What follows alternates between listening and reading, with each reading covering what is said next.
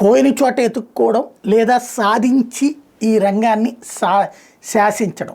Johnny master ఒక రకంగా ఒక వెలిగారు తెలుగు సినీ పరిశ్రమలో కొరియోగ్రాఫర్గా.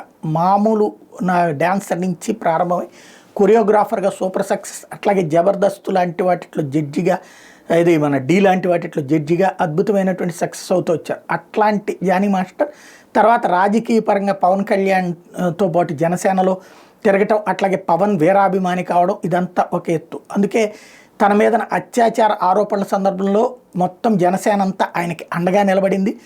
ఆ అమ్మాయి ఎవరైతే కంప్లైంట్ పెట్టిందో అమ్మాయిని వేటాడి తనకు సంబంధించినటువంటి అనేక అంశాలని హైలైట్ చేస్తూ వచ్చింది. అట్లాంటి జానీ మాస్టర్ జైలు నుంచి విడుదలయ్యాక మళ్ళీ తనదైనటువంటి అసోసియేషన్లో స్థానం దగ్గరకు వచ్చేటప్పటికి అక్కడ మొన్న వివాదాలు ఇవన్నీ చూసాం.